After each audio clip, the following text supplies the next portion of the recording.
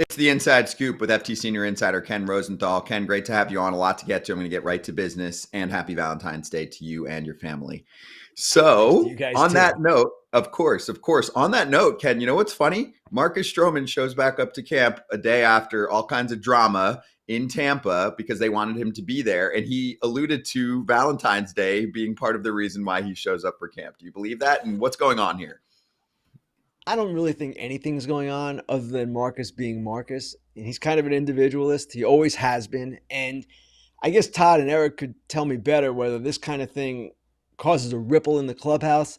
He is not technically late, as he pointed out, and he's still well ahead of the mandatory date as well as the first full workout. So I kind of thought this was a big nothing. It's only a something, in my opinion, because he is a different personality and because also he is someone that the Yankees probably will trade, and or at least will really try to trade. They're trying to do that right now. So there's some stuff swirling around about him. He's got a vesting option that kicks in at 140 innings, and that's why he said this morning, I want to start. Duh. It's worth $18 million. If he gets the 140, he gets the 18. So I don't expect he's going to be a Yankee opening day with all the pitching injuries that are certainly inevitable in this sport before that day comes. There's going to be some team that I think the Yankees can offload him to and maybe create some room to get another infielder. There's a way he's handled this because you said he's an individual and you know there's different things that he does differently than other people. The way he's handled this, does this make him untradeable or not much value? I guess the question, Erik, is if his personality is a turnoff to other teams to the extent where they're thinking, you know what, we're not going there. But really, for the most part last season, he was an entirely good citizen. And there was no problem with Marcus Stroman. Remember, when his role was reduced for the postseason, he was fine. He didn't cause a stir. So I'm not saying the reputation is overblown. The reputation is there for a reason. But I remember writing last year at this time that the Yankees felt that they could absorb him and Verdugo and some of the other different guys that they had, and that it would not be a problem. And it really wasn't a problem. So he's a guy who, at this point in his career, is not a top-of-the-rotation starter, but can he give you innings? Can he be competent? Yeah, he's shown that repeatedly. And I would not say he's a bad teammate. He's just a different guy. Alex Bregman signed. Big deal there with the Red Sox. Now we lean towards Nolan Arenado. Still got some juice left. Really good third baseman, as we know. Couple things here. Is there anything flowing with him moving to another team? And how are the Cardinals feeling right now? Are they frustrated? Are they upset? Like, what do you think the mood is over there in Cardinal land? Todd, my guess is the Cardinals were upset when he rejected the trade to Houston because that would have solved this whole problem. And by waiting, what happened? He lost his most desired landing spot, Boston, and now there seemingly is nowhere for him to go. John Mozeliak, their president of baseball operations, said yesterday, telling reporters, hey, he's got to expand his list of teams that he would be willing to play for, or else we're really kind of at a crossroads here or at a roadblock. So I don't know what's going to happen here. Obviously, injuries could create a need elsewhere. We know the Cardinals are willing to pick up a significant amount of cash, but he's still signed for 3 more years. And even if you're getting him at 3 years, say $45 million, which is about what the Astros' obligation would have been, it's still a good amount of money for a guy who has had pretty sharp offensive declines the last 2 years. Do I believe Nolan Arenado is still a really good player? Yeah, I do. And I think he can come back and be more towards what we've expected of him in the past. But he hasn't shown that. And that's really the biggest thing that, to me, is a problem here, besides the fact that he only has a limited number of places he wants to go. So at the moment, it looks like he'll be a Cardinal opening day, but you never know what might transpire in the weeks ahead. Who does this hurt the most, Arenado or the Cardinals? Cardinals have young guys that they want to bring up. Obviously, they don't want to pay the money, but they're going to be eating some of this. They're getting, to me, Arenado's a draw. I get it. He's not the MVP candidate that he was, but he's still a Gold Glove candidate. So who's hurt the most here? Both. Arenado's hurt because he wants to go to a place where he can win. The Cardinals, they haven't spent a single dollar in Major League free agency this winter because they are taking this approach where they're going to retool a little bit. Now, it's interesting to me, if you're going to retool, trade Helsley, trade some of your players with value, but they're not doing that. they are in the last year of Mozeliak's tenure here, seemingly trying to put a presentable product on the field, which is fine. I have no problem with that, but they're kind of caught in between. And in this sport, we've seen time and again, you don't want to be caught in between. You want to be either going forward or kind of retooling and pushing for the future. So Arenado's hurt because he's not with a team that is really going for it.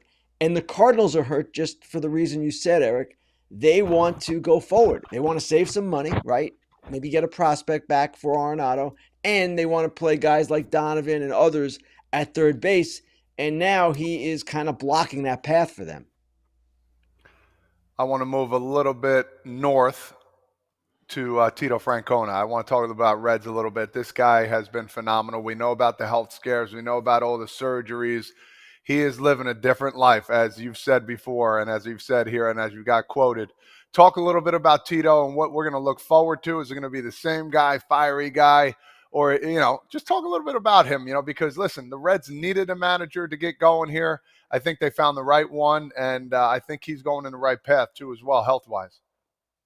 Todd, he's the same guy personality-wise. He's never going to change. He's Tito, and that personality is maybe the main reason he's been such a successful manager. And I was in their camp 2 days ago, and pretty much everyone there is saying it's a different vibe. Now, not that it was a bad vibe under David Bell, but David Bell was a first-time manager who didn't have success. There's going to be a natural tension there as he tries to win and tries to kind of build something. Tito has been there, done that. He's won 2 World Series, nearly won a third. He has seen it all, done it all, and has a way about him that enables him to specially connect with players. And that is his magic to me. The way he connects with guys and kind of keeps them going. It's not that he is totally a player's manager and just let guys just go out and play. But he is kind of firmly confident, if that's the right way to put it. I don't know that it is. That's not a great phrase necessarily. But he's firm in his convictions. He wants the game played a certain way. He has a confidence about him because he's been there and done that. And yet at the same time, he's one of the funniest guys we all know. And he conveys that to the players as well. His self-deprecating style, that endears him to guys. So I don't know if they're going to be a playoff team this year, but they have the ability, with Matt McClain coming back, with some of the additions, to at least compete for a wild card. And we will see again how much a difference maker Francona can be. He's been that guy in the past. And if you want Ken's take, first of all, great to have Tito back. If you want Ken's take on Bregman and Pivetta, he was all over it on Fair Territory with Alana Rizzo. I know some of you are asking about it, so the episode's out. You can go check that out later on because there's 2 more things I want to get to here, Ken. Number 1, Shohei Ohtani. I know you touched on that briefly in Fair Territory. Does anyone think it's unfair that the rule was tweaked specifically for him? We did a segment on the other day. Obviously, Dodgers fans lost their minds and say we hate the Dodgers, blah, blah, blah. But is it fair to change a rule based on a player's injury projection here and say now it's eligibility for the 2A status for 2 years instead of 1? Well, first of all, this rule was created essentially for Ohtani, right? The 2-way player rule, which enables a team to carry an extra pitcher because that player is not designated as a pitcher. So the Dodgers, once Ohtani can pitch again, will be able to carry 14 pitchers instead of 13. That is an undeniable advantage. So that's where this started. Now, this rule was changed, I believe, at the start of 23. And it was changed for a variety of reasons. I'm not exactly sure exactly why, but I don't think it was necessarily stemming from his injury. They had an idea to go back to the way it was supposed to be originally when you have 2 years previous, if you can hit those standards, the 20 innings pitched, the 20 starts as a position player with at least 3 plate appearances per game.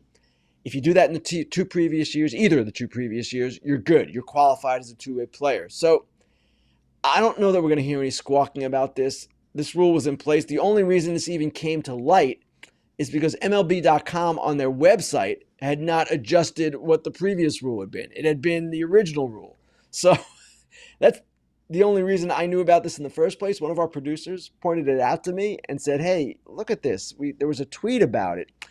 So I asked about it, and Fabian Ardaya and I did a story yesterday about it. But I don't know that you can say this is any more in favor of Ohtani than the original rule was. They want to encourage two-way players. That's why this rule is in place.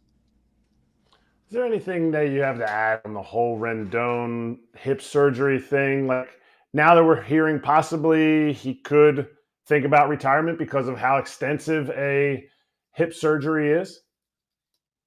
First of all, he's not going to retire with money due to him. Players never do that. They just stay on the DL, or the IL, I should say, and that's how they finish their careers, if indeed that's where this is headed. So he has 2 years left. He's not retiring at the end of the season. He's not walking away from that money. No player does that. He would not be the first in that situation. Now, will he ever play again? That is something that I think we all have doubts about. Probably Anthony Rendon has doubts about that. So the Angels were never planning on him being a big part of what they were going to do. I think we talked about this the other day.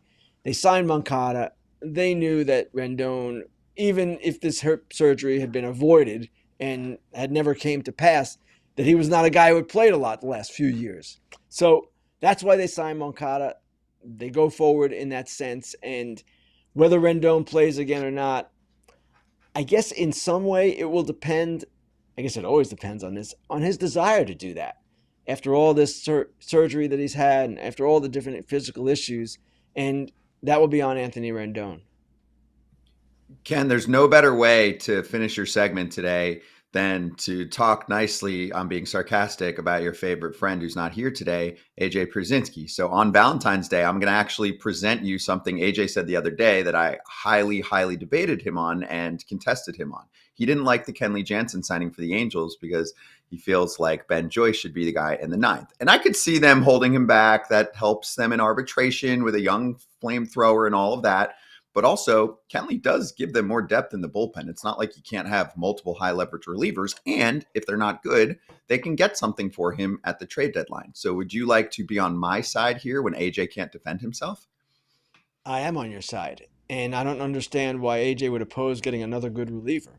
That's what the Angels are doing here. And Kenley Jansen also offers the intangible of being able to groom Ben Joyce into this role. This is not an easy role. We all know that. And Ben Joyce will learn from Kenley Jansen. Kenley Jansen's a great teammate.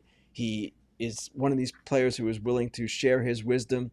And the Angels, as screwy as they are, and they are a little bit screwy, they are not conceding here. They have done some things. Kikuchi was one, Jansen's another. There have been a few moves in between with the goal of winning. And they've brought in some players that they feel are highly professional, Travis d'Arnaud, Jorge Soler, and they believe that they're going to be a better club. How good, we'll see. But that's what the Angels are doing here. They're not trying to finish last again. They want to compete. They want to be as good as they can. We can debate whether they will be good and whether their moves have been the right kinds of moves. I get it. And we can also say, why don't they just trade Trout and start over? That's a good question too. But this is the path they're taking. And if you're taking that path, Kenley Jansen makes perfect sense. There we go. See, beautifully, beautifully stated poetry to our friend AJ, and a great way to finish the segment here on a Friday. Ken, thank you for the time. I, of course, wholeheartedly agree with you. Enjoy the weekend and the camps. Hey, happy Valentine's Day to AJ. I hope he's having a great day. Beautiful. That's nice.